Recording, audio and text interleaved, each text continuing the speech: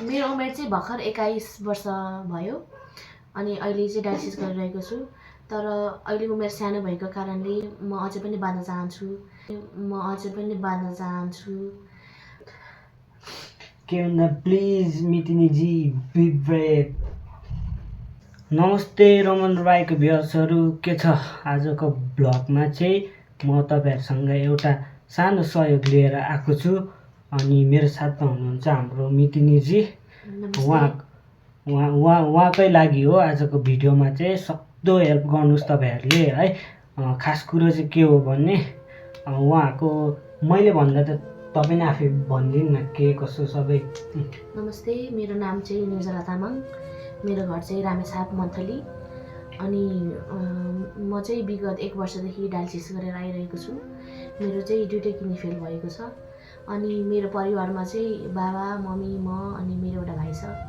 अनि मम्मी पनि विगत 2-3 वर्षदेखि विदेशमा हुनुहुन्छ, दुःख गरिरहनु भएको छ। अनि परिवारमा किडनी दिने मान्छे नै कोही हुनु भएन। भन्नु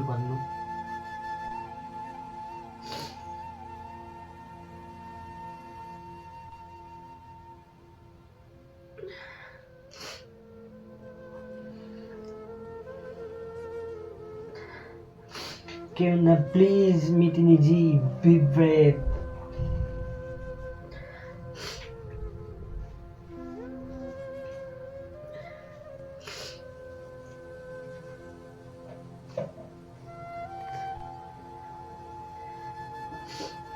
मेरो उमेर चाहिँ भर्खर 21 वर्ष भयो अनि अहिले चाहिँ डायलिसिस गरिरहेको छु।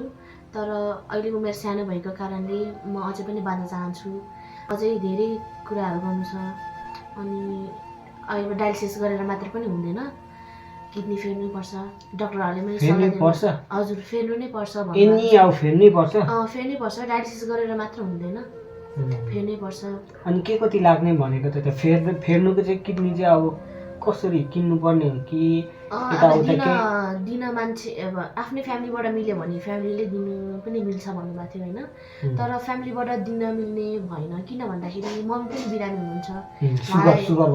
हजुर, उहाँलाई सुगर लागेको छ। बाबा पनि अलिक बिरामी हुनुहुन्छ, उहाँको नि अब फ्यामिलीबाट कसरी दिन मिलेन। एउटा भाइ छ, सानो भाइ छ। अब उसले त झन् दिने कुरा नै भएन, उसले धेरै कुरा गर्नु छ, उसले नै हो पछि फ्यामिलीलाई हेर्ने भनेको नि। अनि त्यो गर्दाखेरि दिने मान्छे पनि भएन, फ्यामिलीको अवस्था पनि छैन, अलि नाजुक नै छ। चाहिँ सानो उमेरमा अब परिवारलाई हेर्छु यताउति भनेर कुवेत बसेँ 2 वर्ष जति। अनि कुवेत बस्दाखेरि फर्स्टमा मेरो किडनी खराब हुनुभन्दा अगाडि चाहिँ आँखाहरू सुन्निने, खुट्टाहरू सुन्निने यस्तो भयो।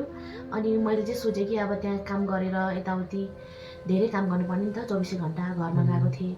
अनि मैले चाहिँ सोचेँ काम गर्न अब धेरै काम पनि हुन्छ, अब कामले गर्दा नै होला नि त हातहरू यस्तो खुट्टाहरू सुन्नेको भनेर सोचेँ। अनि पछि त्यहाँ रमदान थियो कि चाड पर्व। अनि त्यतिखेर चाहिँ म एक्कासी बेहोस भयो कि। फर्स्टमा चाहिँ बमिटहरू हुने यताउति भयो।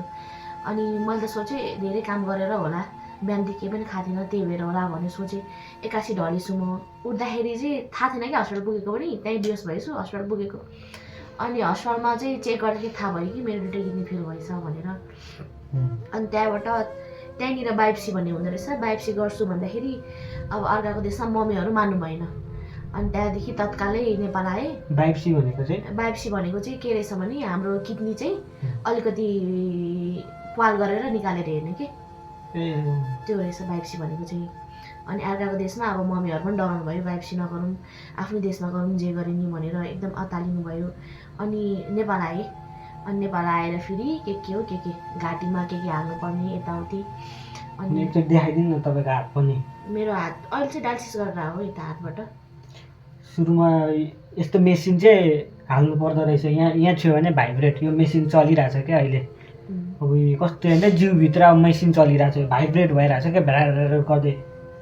यो चाहिँ कति बेरसम्म राख्नुपर्ने भन्नुभयो? लाइफ टाइम है, जबसम्म ठिक हुँदैन तबसम्म है। सुरुमा चाहिँ घाँटीमा गर्नुभएको रहेछ उहाँले। घाँटीमा चाहिँ त्यो इमर्जेन्सी राख्नुपर्छ कि, 2चोटि राख्यो। त्यो के पाइप भन्छ मलाई चाहिँ नाम थाहा भएन, तर घाँटीबाट यसरी राख्नुपर्ने पाइप रहेछ। 2चोटि राखियो। फर्स्टमा वनस्थलीमा चेक गर्यो। वनस्थलीमा चाहिँ धेरै पैसा दिनुपर्ने भएर सकेन। धेरै मतलब धेरै नै चार्ज दिनुपर्ने कि डक्टरलाई भेट्दा पनि 5-6 हजार यस्तो दिनुपर्ने। अनि त्यहाँनिर चाहिँ गर्न सकेन।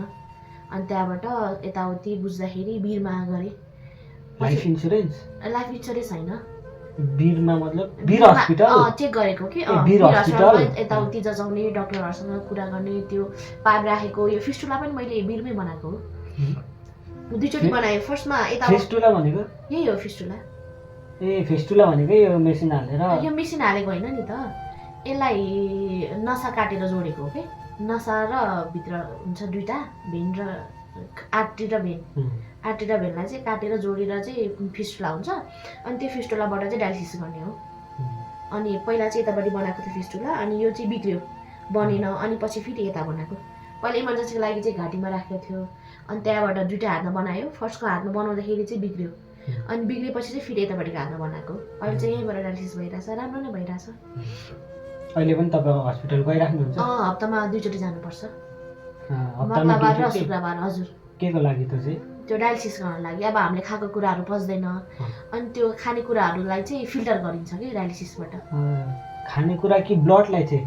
होइन, भन्नाले अब हामीले जे पनि खान्छ नि कुराहरू, खानेकुराहरू चाहिँ अब हाम्रो किडनीले फिल्टर गर्ने हो। अब मैले खाएको कुराहरू चाहिँ फिल्टर हुँदैन, किनभने मेरो 2टै किडनी बिग्रेको छ।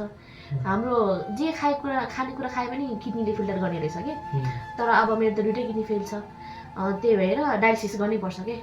सो तपाईँहरूलाई एकदम बिन्ती छ, सकेसम्म प्लिज उहाँको लागि चाहिँ गरिदिनुहोस्, प्लिज प्लिज। म मेरो तर्फबाट म जति सक्छु म त्यति गरिदिन्छु। तपाईँहरूलाई पनि प्लिज एकदम, यदि तपाईँहरू रोमन राईको रियल सब्सक्राइबर हो भने प्लिज प्लिज 1 रुपियाँ भए पनि हुन्छ, प्लिज